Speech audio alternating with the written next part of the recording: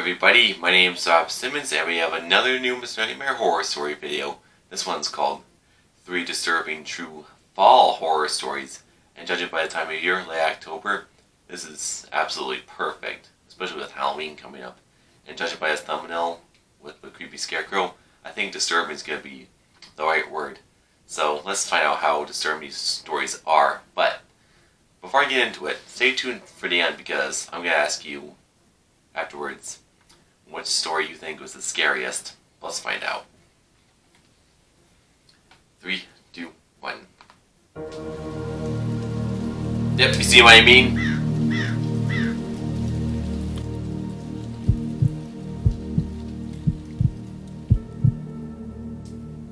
When I was a really little kid, this local small amusement park that used to be open by us would hold this annual event called Pumpkin Land, which was held on the Saturday before Halloween, where candies would be given out to kids in between rides, and pumpkins would be scattered throughout the park for families to pick up and take home before leaving.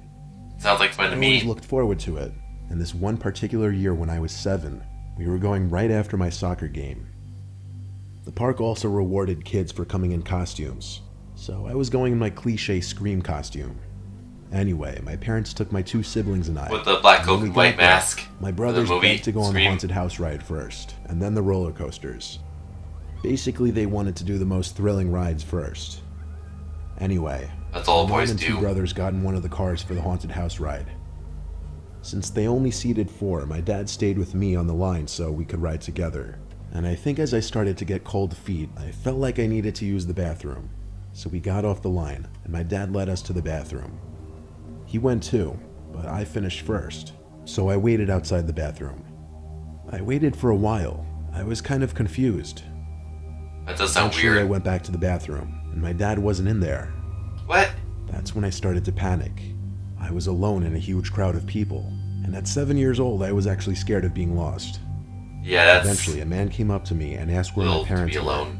I told him I couldn't find my dad, and I asked him for help. Oh no, He took my this is hand not and gonna said, go. "We're gonna go find them."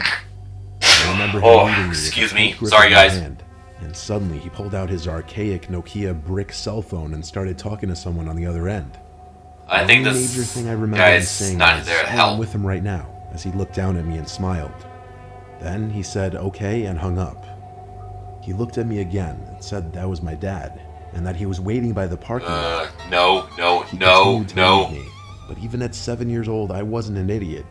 I was wise to the fact that my dad did not have a cell phone, and that this stranger probably didn't know Smart my kid. dad. How would he even know who I was if I was under a Scream mask? As we were approaching the front gates of the park, I spotted a female employee and started saying "excuse me" over and over until I got her attention. Then I said, "I don't know him, please help." The man defended himself, saying he knew my dad and was trying to get me to him, but the employee took my side and asked me to come stand by her so she could use the loudspeaker to find my parents. The man didn't stay a second longer after that. He walked away quickly into the parking lot. I'm proud of that employee. The employee announced over the park intercoms that a child in a Scream costume was missing his parents and gave my name. Eventually, my dad came running over, waving his hands. He was a nervous wreck. The employee told him of the potential predator and the possible attempted kidnapping, and that's when he lost it. Wow. When my mom came over, she was just as furious. My parents asked the manager to see the surveillance footage. Somehow, at that time, the amusement park didn't have any surveillance cameras, according to the manager. Yeah. Still, my parents thanked that employee for getting me away from that man, and we tried to have a No normal day kidding. after that. I was too young to realize the severity of the potential situation I had just avoided. Obviously, remembering it as an adult is a lot more sickening to think about. Makes me sick to my stomach too. You know what? If I was the kid's parents, I would have left right away. I'm proud of that female employee because she could have saved the kid's life. When my mom and stepdad went on their honeymoon, I wasn't trusted to watch the house for the week, so they sent me to my Uncle Ronnie's farm. He lives with my Aunt Susie and my cousin Ronnie Jr. How old's the kid They have here? a spare bedroom upstairs that I stayed Preteen? in. Teenager? It's an old-fashioned style wooden farmhouse. It's big and nice, though. The spare bedroom overlooked the crops and the numerous scarecrows my uncle had scattered through the crops. This was in mid-October a few years ago, and my uncle was mid-harvesting his corn at this time of the month.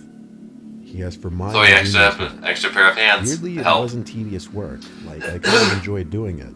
Sorry, He guys. wasn't using his combine. Instead, we were just hand-picking a bunch of corn. I had this little rolling basket-like thing that I was supposed to fill up.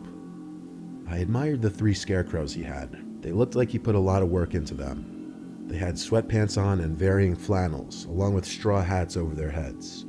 I think the story is going to picking correlate with the I asked scarecrows. Uncle Ronnie how long it took to make those. He said a few hours at most, and he said they really do the trick keeping the crows away for the most part. Hence, That scarecrow. night after dinner, I played video games and smoked weed with Junior for a little bit. What? And I just went to the guest room to do whatever on my laptop. How did I not Next get thing I know, caught? A rock or something hit the window. It scared me for sure, as there's no way that wasn't intentional. I didn't want to go look out the window to check though. I just closed my laptop screen so there would be total darkness in the room. I crossed my fingers it wouldn't happen again, but when a second rock hit the window, my heart felt like it dropped out of an airplane. The room was still This is where it gets completely creepy. dark, so I gave it a minute before getting up to peek out the window. Let your eyes Full adjust. moon out, and one of the outside lights was on, both lighting up a decent amount of the crops and one of the scarecrows. I continued to look around, but when I saw something moving in the corner of my eye, I looked back at the scarecrow to see one of its arms waving at me. Whoa! No, surely I was hallucinating. The waving stopped, and the arm moved back down to its side. I shut the blind and wanted to throw up. I ran to Junior's room and opened the door, but by this point in the night, he was already asleep. Is this the effect of the I weed? closed his door and checked downstairs for my aunt and uncle, but all the lights were off downstairs, so I checked their bedroom, and they too were both asleep. I went back to my room and lifted the blind just enough to peek out there. The light outside was now off, but with the bright moonlight, I was able to see the scarecrow was still hung up on the stick. I looked out that window for over a minute, waiting for it to move again, but the longer I waited, the more I realized I must have been higher than I realized. Yep, I finally knew it. dropped the blind back down and climbed into bed. The next morning, I went downstairs to my Aunt Susie making us all pancakes. My uncle was already outside doing work. Aunt Susie called Junior down to eat before all the pancakes were gone.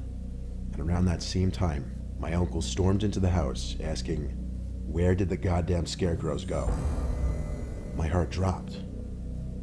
The 3 of us went outside, my uncle leading us to Oh, show us no. that all 3 scarecrows were missing from their posts. So, I stand corrected, he was not hallucinating. What I saw last night, and how at first I thought I just imagined it, but now it made sense. The nightmarish realization hit me that somebody did in fact throw rocks in my window. They did see me looking out, and someone was posing as a scarecrow. That night when we were all sleeping, the doorbell rang continuously at like 1 or 2 in the morning. I heard my uncle and Junior yelling in the hallway and running down the stairs, so I followed. When he opened the front door, the 3 scarecrows were posted up right in front of the porch, all with red paint stains Yikes. covering them, mimicking blood.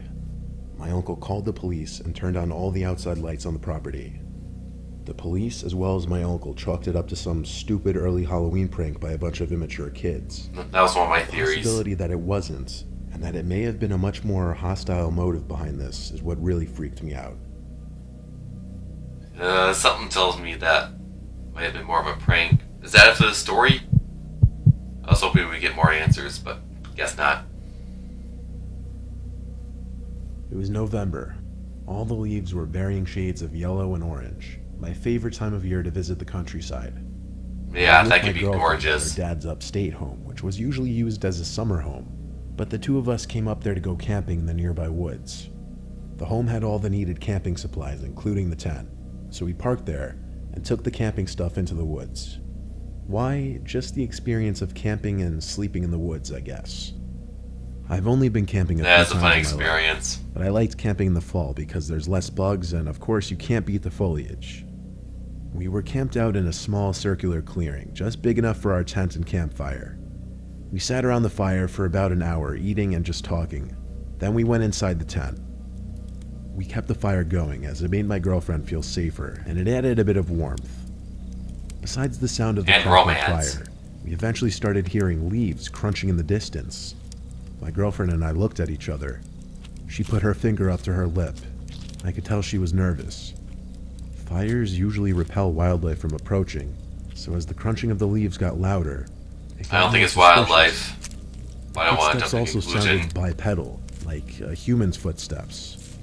The crunches got louder until they stopped around the fire. Then we noticed the shadow outline of someone standing out there, and then Oh they boy. sat down on one of the chairs. But they didn't say a word. So I finally decided I was going to peek my head out and check.